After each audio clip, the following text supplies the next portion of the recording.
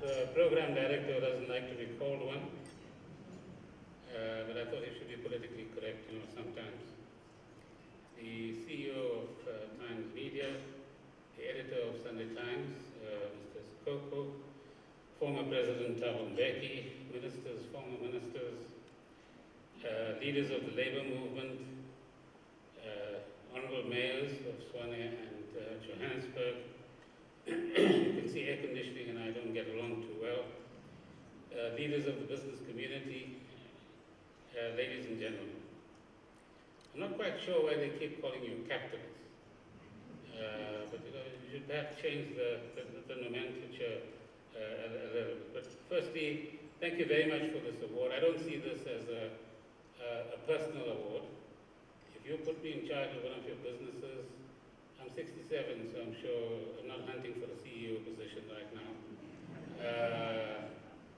You might not quite get the sort of business leader you're looking for, but nonetheless, I'm, on behalf of all of the people I think who need the credit, absolutely humbled that you've actually gone outside of your normal way of doing things and thought outside of the box, given our current circumstances, and both good fortunes ahead, and of course challenges. Good fortunes don't come without challenges.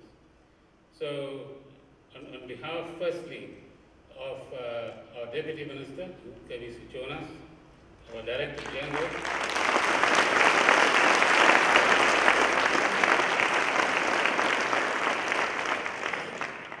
Director General Ngisa Fuzile and his colleagues. And then, ladies and gentlemen, in January this year, I know you're wondering why is he here. He's not the protector. You know him in many, many other and different capacities.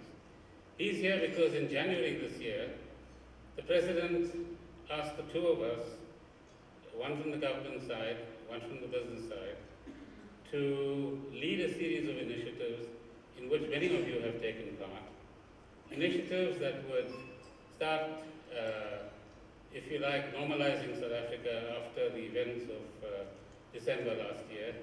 Secondly, inspire confidence in our country so that it is not just business, but people of South Africa, all 55 million people, begin to see the benefits of that. And thirdly, to come up with concrete initiatives which would demonstrate that the business community is not here, in inverted commas, just to make money, but we are now becoming a more proactive and more engaged and, if you like, a more activist community. In the last 9 or 10 months, Jabu Mabuza and I and a whole lot of people from your side and from the government side, and indeed from all three labor federations, have worked extremely hard to try to generate this confidence, try to build on what we are as an optimistic nation. And in some ways we tried to reflect that in the medium-term budget policy statement when we talked about hope and resilience, notwithstanding that the rest of the pages actually do tell a story which says that we have difficulties, but we don't have impossible difficulties. And that if we get certain ingredients right, which is what we and others are trying to do, then we would actually find ourselves on a different but better path. And so the lesson of this past period is that we do need to build our social contract again, or rather build on it, that we've demonstrated that partnership is the key with labor and with government. But partnership in name and in boardrooms is not enough. We've also moved to a stage where many of you have become activists, like me, an ANC activist for many years, and I'm sure there are many others in the audience as well.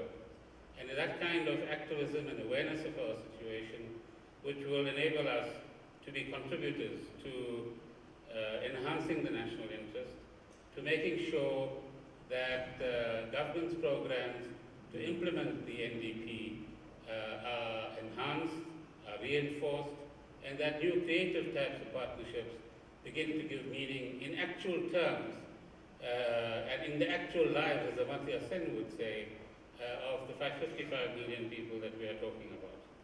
It's also, I think, fair that we recognize that in the world today, and there are lots of people who are writing about this and talking about this, that one of the factors that's damaging society and social cohesion and promoting some of the things that we are talking about here, i.e. corruption and rent-seeking, is greed. So there's this book by the two Skidelskis, father and son, which says, how much is enough? And it's a question that I think perhaps we need to put up on the wall somewhere and ask ourselves, how much is enough for me? What is it that I could actually share? And our message throughout has been that as South Africa, we need inclusive growth. We need growth that actually involves all of our people. More importantly, given our history, we require inclusive transformation.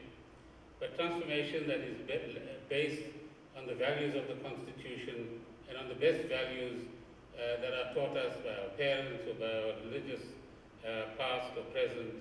And that is what will actually hold us in good stead at the end of the day.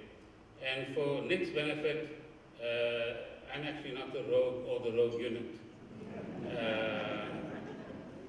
There are many people who've suffered loss of jobs, damage to their families, just by being labeled in a particular way.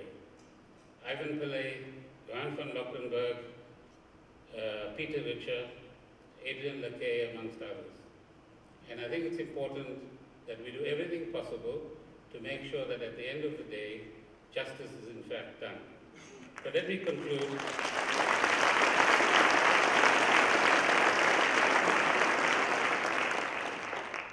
Let me conclude by thanking Jabu Mahuza and his team of CEOs for the excellent efforts that they've made, for the innovative way in which we've been able to work together, and above all, the Small Business Fund, the so-called YES program that Coleman and others are leading, the investment initiative that Sim Shabalala is leading, and then of course the key one is, the ladies are going to get tired of me just now, is the fact that ratings agencies visit us next week. And so part of this initiative that we were asked to lead was to do whatever we can to galvanize all of our positivity in order to ensure that, Mr. Editor, we don't get into that junk state. And South Africans can just win a cricket match in Australia. I'm sure they'll do better in other sport after losing to the Barbarians in London. So if we use that resilience, and if we don't forget that we are a very hopeful people, I'm sure that we can try to get the best results possible, even in a difficult situation. But once again, on behalf of all of the people I've mentioned, we are very humbled by your acknowledgement, and thank you very much.